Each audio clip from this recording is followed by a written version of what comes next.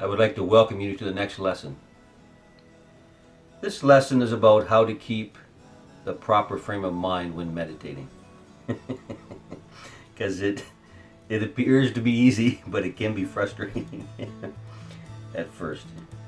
And I remember I had a lot of frustrations with meditation because I was trying to find silence for years, I think. And this silence would not happen in my mind. It kept on talking and talking, and I think I was in a bit of a controlled battle for silence. But then I began to realize that there's a lot of other methods to deal with this internal talk, this internal monologue that goes on in the mind. You know, we call it a lot of things, but really it's us. It's us.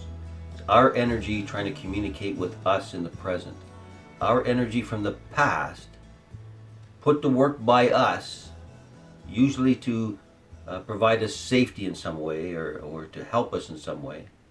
And now this part of us is trying to communicate with us and is kind of battling against us in a way, because where we are in the present somehow doesn't fit into our past plan. Right? So it's dealing with these kinds of things. But the goal is to find contentment. And when we first begin to meditate, we lose contentment easily because we find it difficult. And I remember I found it very difficult.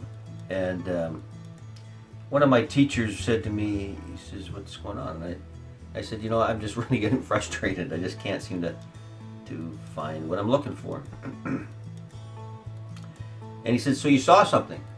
I said, "Yeah." I said, the other day I had this perfect meditation. I mean, I was sitting there and it was like, I just kind of zoned out and I was absolutely peaceful, calm, just calm, perfect.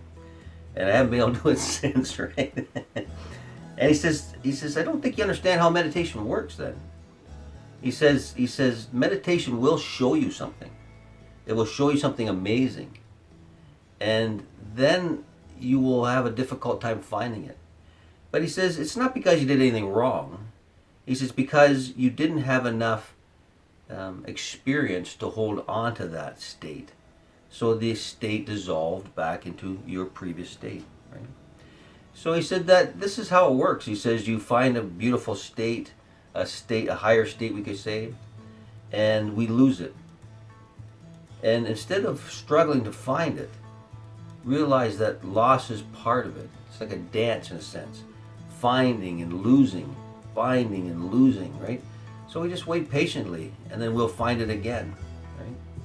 And then we will lose that state again, and we won't be able to find it. But it's not the same person losing it each time, and it's not the same person finding it each time.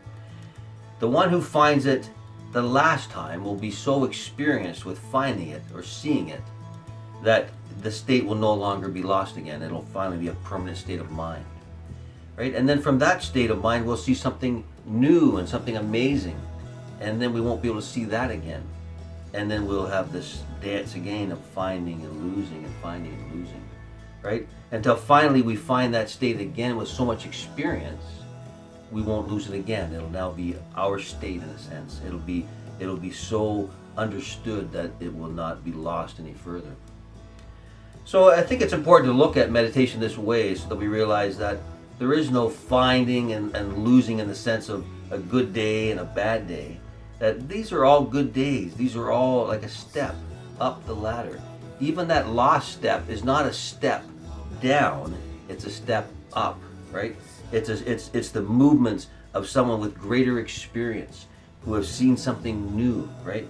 Who is now moving to a new place, right, with their thinking. So I hope that encourages everybody. There are no bad days. But if you have any or you feel like you're having some, feel free to contact me.